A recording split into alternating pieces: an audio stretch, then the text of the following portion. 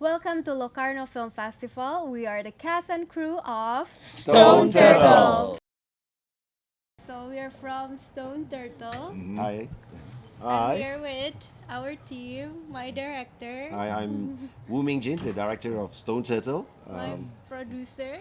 Hello, producer and editor. Yes. Edmund Yeo. My beautiful co-actors.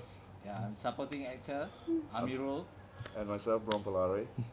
And And I'm Asmara Abigail. the star of the movie. Star of the movie. Asmara Face Abigail. of the movie. And we're here in Locarno Film Festival, the 75th. Yes. Yep. We're in the main competition. Super excited to be here, and it's really hot. Is it hotter than when we shot the film on that remote island? No, it was way hotter, and then like the island, basically when the tide is high, the island was gone. So basically no trees, no shade. Even though we want to put the tent, the wind kind of blow it away. I had a heat stroke like for 1 hour. Yep. You really.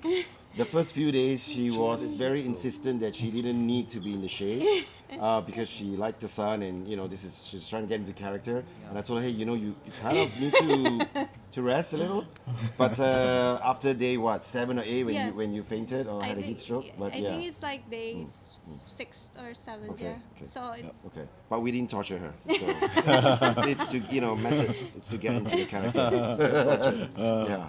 Stone Turtle is a time-traveling revenge film about a woman played by Asmara. Her name is Zahara. She's a stateless woman living in a remote island who subsists on basically selling illegal till eggs. And one day, a man played by Bront Palarae comes to the island saying that he is a turtle researcher, and he's doing research and wants Zahara's help to bring him around the island. But obviously, as the day goes, you can see there's sort of more than meets the eye, and each person, someone is hiding some secrets, and she has a dark past that is about to sort of emerge. So that's what essentially the film is about, and yeah. Yep. Well, basically, it started with a small idea, and it started with the location. So I was there for another film, producing another film, and I saw this place, which is sort of the east coast of Malaysia, has a lot of beautiful islands, and is used to be a haven for turtles that would come to shore to lay eggs and stuff. Not so many anymore, but 20, 30 years ago. And there's a very famous folklore in the region about the stone turtle.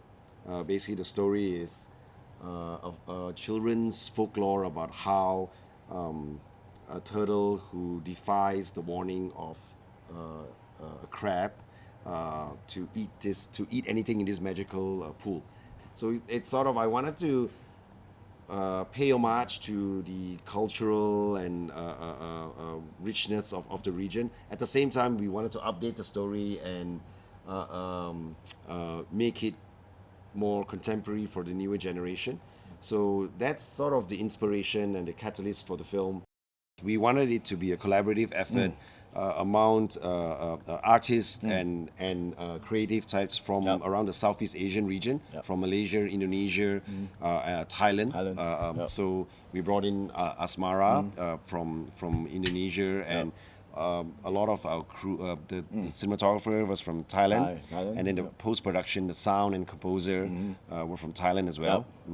So it's just like things that we have done in the past, where like we have met so many collaborators like over the past decade. So so there were some long time collaborators that we had, or there were also collaborators we had from our separate projects that we brought together for this film. So I mean, filmmaking is fun. It's supposed to be fun, and I thought it would be great if we bring in like all the cool people involved in this. So yeah, like it was really fun. Like I wasn't really on the set at all. I was in Tokyo. So Produced from afar, and I was yeah. producing from But, afar. Yeah, Ed is a creative producer, and how we work usually is we would bounce ideas and talk about who to cast, and well, you know, we went on the location. We went to the location several times Yep. to basically check the locations, check the, you know, and it's been a very organic, collaborative process, and I think because the film focuses on just a few characters and just one main location, even though they are smaller, there are many locations within one main location. It was a very intimate. It was a very intimate set. So and I think So it figuring shows. out the locations and trying to think of the actors and actresses that we want to Right. to work with. You Right. know, so basically we were working with. I mean, we have worked with Bront before, and Amerul for the first time. I mean, they're all actors that we really admire, like for a really long time. Always been a big fan. You know, and of course, finally the missing piece. You know, we needed a lead actress Right. for a role, and I'd we were- asked, I'd asked Bront who he thinks could carry this role, because it's really I would say a complicated and Yep. a difficult role to play. But Bront, thankfully, Bront, I was well Yeah. bribed by Asmara, Abigail. Thankfully. suggested Brother. Asmara, and when I immediately saw her, I thought, you know, like, oh, wow. yep, the yep. film is done. you Yep. know, like, Yeah, it actually made our job so much easier. Yeah, really. I remember Yeah. the day when we had to shoot the dancing scene, Right. and like you were like asking, so Asmara, how are you going to do the Yes. dancing scene? Yes, there is a sort of a ritual, dance ritual in the movie. It's sort of like a Wicker Man sort of a scene, and she does this traditional, but in her own way, sort Yeah, of it's a ritual dance, contemporary. contemporary mixture of contemporary and traditional dance. And initially, I had planned on hiring a choreographer, and then a couple of weeks of rehearsal and all that. And I was really worried that the actor we would cast would not be able to pull off what we wanted. But then when we cast Asmara, who has a dance background, it's just, we didn't even rehearse. Yep. It's like We job just go, done, all right, you just do it, and we did it in one take. Yeah, and so she choreographed the dance Yep. herself. You know, so like instead of spending 2 or 3 days shooting, Yep. we spent just a few we all hours. reacted to her Yeah. dance, like, Yeah. the camera, everything. Right. My So- editing, you know, it's all based on her dance. Yes. But that was the day where I realized we had something special in the bag. Yeah. That was the day that kind of locked in. Yeah. Hey, this is not Oh. ordinary shoot. This is it's a rare occasion when you feel something special on set. Mm-hmm. And I think that was the day when I realized we Okay. We're have doing something special. something special. I'm glad you Yeah. felt that way. Was that the last day? On day, on day, 20. Day four. I don't remember. Maybe day 5. Yeah. Yeah. So we had a great time shooting there, and what else? Why do you like shooting?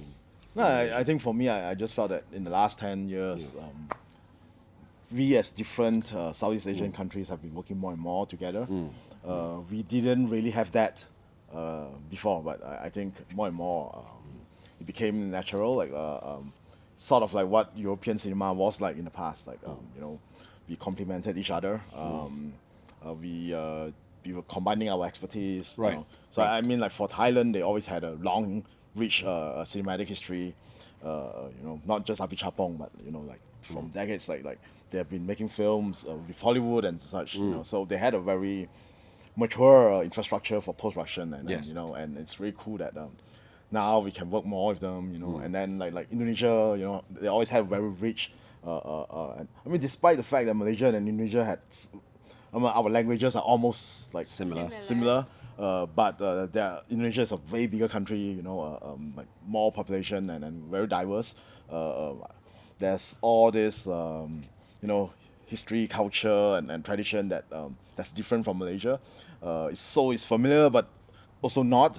and I thought it's really cool. Like they have this strong, long tradition of performance and like yeah, and I we can see that from Indonesian films. Like, Yeah, and really, like, it's part of like it's great for us to learn and explore as well, because we haven't shot in that many places in Southeast Asia or in Malaysia. So it's for us, it's also exploring new stories and new ways of telling cinematic stories from our country, and the region. yeah.